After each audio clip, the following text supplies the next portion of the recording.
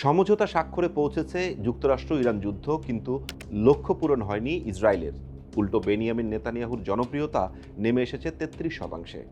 সাথে ৬৯% ইসরায়েলি নেতানিয়াহুকে দেশটির আগামী নির্বাচনে দেখতে চায় না। ফলে বিশ্লেষকদের অনেকেই বলছেন, নিজের রাজনৈতিক অস্তিত্ব টিকিয়ে রাখার জন্য নেতানিয়াহু নতুন করে যুদ্ধ বাঁধিয়ে দিতে পারেন।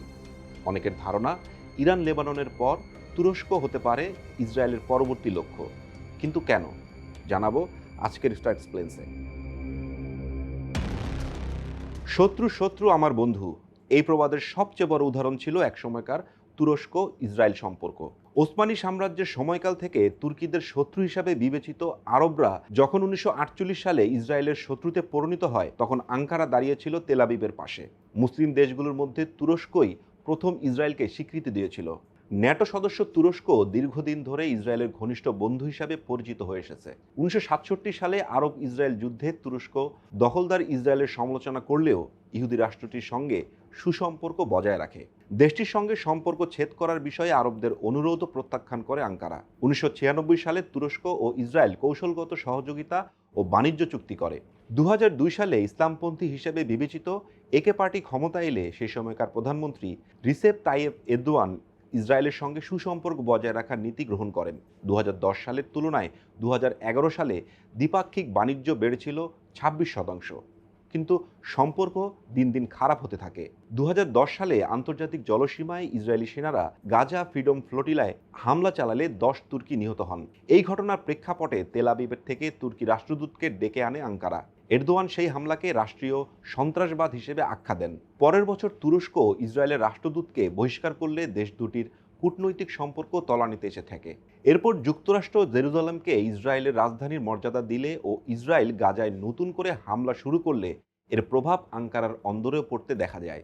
সে বছর তুরস্ক নিজেদের রাষ্ট্রদূতকে তেল আবিব থেকে ফিরিয়ে আনার পাশাপাশি আঙ্কারা থেকে ইসরায়েলের রাষ্ট্রদূতকে বহিষ্কার করে। ২০২২ সালে দুই দেশের সম্পর্ক কিছুটা উন্নতি হলেও ২০২৩ সালের ৭ অক্টোবর ইসরায়েল গাজায় হামলা চালালে দুই দেশের সম্পর্ক আবারও তলানিতে গিয়ে পৌঁছে।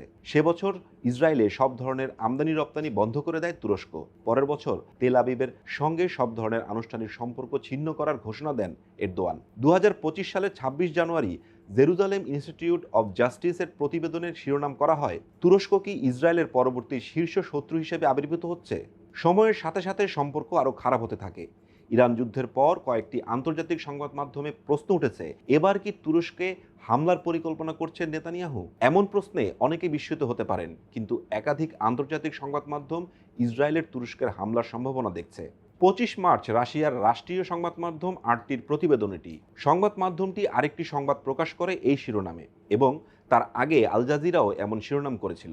সম্প্রতি ইসরায়েলের সাবেক প্রধানমন্ত্রী নাফতালি বেনেট এক সাক্ষাৎকারে তুরস্ককে নতুন ইরান বলে মন্তব্য করেন। তিনি আঙ্কারাকে ইসরায়েলের জন্য নতুন হুমকি বলে আখ্যা দিয়ে তুরস্কের বিষয়ে ইসরায়েল ও মিত্রদের সজাগ থাকার আহ্বান জানান। তবে আতঙ্কিত হবার মতো বড় অভিযোগ এসেছে খোদ তুরস্ক থেকে। দেশটির প্রেসিডেন্ট এরদোয়ান অভিযোগ করেছেন যে তার দেশ ইসরায়েলি হামলার হুমকিতে পড়েছে। তুরস্কের মতে মধ্যপ্রাচ্যের শান্তির প্রধান বাধা হচ্ছে ইসরায়েল। হারেৎজেরের প্রতিবেদনে বলা হয়েছে, এসব হুমকির আড়ালে এরদোয়ান তুরস্কের নেতৃত্বে নতুন এক আঞ্চলিক শাসন ব্যবস্থার পরিকল্পনা করছেন। যুক্তরাষ্ট্রের উপর নিরাপত্তা নির্ভরতা থেকে মধ্যপ্রাচ্যের দেশগুলোকে মুক্ত করতে চায় তুরস্ক। এদিকে জেরুজালেম পোস্ট তাদের এক বিশ্লেষণে প্রশ্ন তুলেছে, তুরস্ক ও ইসরায়েলের বাকযুদ্ধে মধ্যপ্রাচ্যকে নতুন সংকটের দিকে ঠেলে দিতে যাচ্ছে না তো? বিশ্লেষকদের অনেকেই মনে করছেন, মধ্যপ্রাচ্যের তুরস্ক ও ইসরায়েল নিজেদের যেভাবে একে অপরের শত্রু হিসেবে প্রচার করে যাচ্ছে, তা হয়তো পুরো পরিস্থিতিকে একদিন আচমকা এক অনাকাঙ্ক্ষিত যুদ্ধের দিকে ঠেলে দিতে পারে। এখন দেখার বিষয়, নিজেদের নিরাপত্তার কথা বলে ইসরায়েল এক সময়ের ঘনিষ্ঠ বন্ধু তুরস্কের সঙ্গে কোনো সামরিক সংঘর্ষে জড়ায় কিনা। প্রতি সপ্তাহে সর্বোচ্চবার বিকাশ পেমেন্টে 50 জন হবেন পেমেন্ট চ্যাম্পিয়ন। জিতে নিন টিভি সহ আকর্ষণীয় সব প্রাইজ।